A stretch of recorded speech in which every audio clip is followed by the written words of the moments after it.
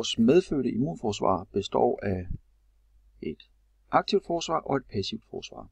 Det passive forsvar, det er vores ydre barriere, det er vores hud, slimhinder og nogle sygedannelser på huden og ved vores naturlige indgang på kroppen, således at der ikke kan komme mikroorganismer ind.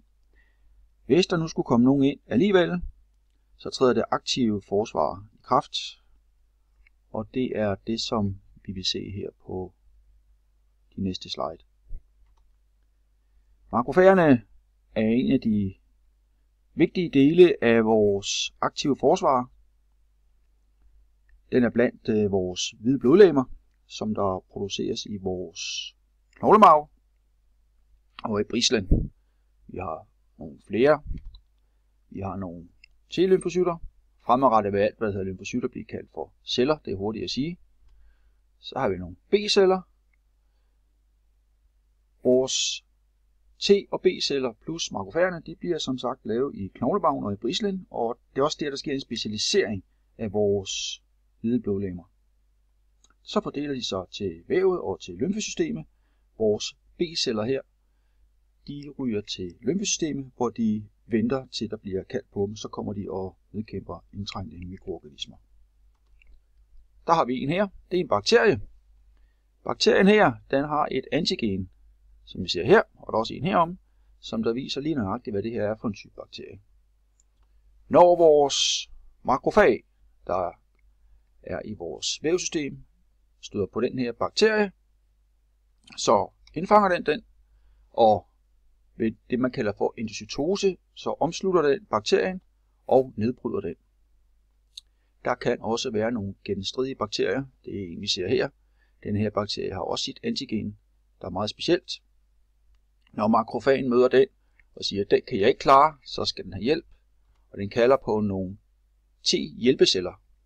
De afkoder denne her bakterie. Det gør de ved, at allerførst, at vores makrofag, den har allerede taget en kopi af bakteriens antigen. Vores T-hjælpecelle går hen til makrofagen og får den her afkodning med sig, som den så videregiver til en B-celle. De her B-celler her, det var dem, der var i vores lymfesystem. De bliver nu aktiveret af den her T-celle, som går hen til dem, og man kan se, at den har også en receptor her, der er magen til den, der var på makrofagen, og det vil sige, den receptor, som hjælpecellen, T-hjælpecellen, den har, den passer også til den receptor, modtagerreceptor, signalgiver, signalmodtager, som B-cellen her har. B-cellen går så i gang ud fra den afkodning, der er sket, og lave nogle antistoffer.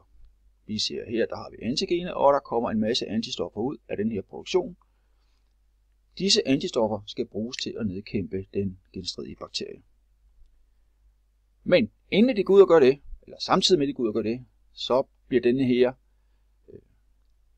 B-lymfocyt, den bliver lige omdannet til en, deler sig simpelthen i to. Dels en plasmadel, som består af antistofferne, og dels en huskecelle, en B-huskecelle, og vi kan sige, at den husker stadigvæk, hvad det er for en slags genstridig bakterie, der kommer ind, samtidig med at den også har en receptor. Når så bakterien den går rundt i vores system, i vores væv, eller hvor det nu er, så kommer de her plasmaceller, vores antistoffer, de sætter sig simpelthen fast på den og hæmmer den i dens bevægelse. Den får sværere ved at bevæge sig rundt, og til sidst så kan makrofagen komme og omslutte den og nedkæmpe den ved hjælp af endocytose. Den bliver simpelthen bare omsluttet. Der, ind og væk af det. Når nu immunsystemet har været i gang, så skal det bremses igen. Og der har vores T-celler en kollega, det vil sige, det er en del af T-cellerne, det hedder en hæmmer T-celle, som kalder til ro og orden og siger, nu er faren drevet over, og vi kan godt begynde at dæmpe niveauet. Og så er det så heldigt, at de her B-celler, der er sådan en husker-B-celle, den gemmer sig simpelthen op i lymfesystemet, så i det øjeblik, at der kommer en tilsvarende genstridig bakterie ind, eller en anden mikroorganisme ind, så skal man ikke først tage fat i en hjælpecelle, for at kan begynde at lave en produktion af antistoffer. Nej, vi har allerede nogen, som der ved, hvordan de her antistoffer de skal dannes, og de går bare i gang med en produktion. Så der findes nogle huske B-celler, og der findes også nogle huske T-celler. Huske T-cellerne de bliver blandt andet brugt i forbindelse med indtrængning af virus. Der er en virus her, den har også et antigen, et særligt kendetegn. Virus er jo kendetegnet ved, at de går ind i kroppens raske celler, og inde i de raske celler, der formerer de sig.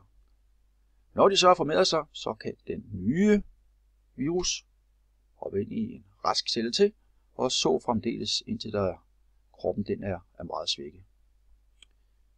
Vores makrofag, den kan jo ikke nedkæmpe virus, men i og med, at vi har nogle hjælpeceller, så kommer T-hjælpecellen frem igen, og den tager simpelthen lige med receptoren her en afkodning af antigenet. Den siger, at nu har vi noget med en virus at gøre. Det kan vi ikke lige klare sådan alene, så har kroppen nogle dræber T-celler. Dræber T-cellerne de er simpelthen specialiseret til at kunne nedkæmpe virus.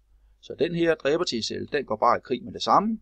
Og der er så lige en fejl her, fordi virus den skulle have været inde i en celle. Det er den ikke. Fordi vores dræber T-celle, den slår både vores celle ihjel plus vores virus. Når at de nu er blevet nedkæmpet, så kommer makrofagen og hvad skal vi kalde det, nedbryder den yderligere, så der ikke er mere tilbage af den, ved hjælp af endocytosen. Det var en meget hurtig gennemgang af kroppens immunforsvar.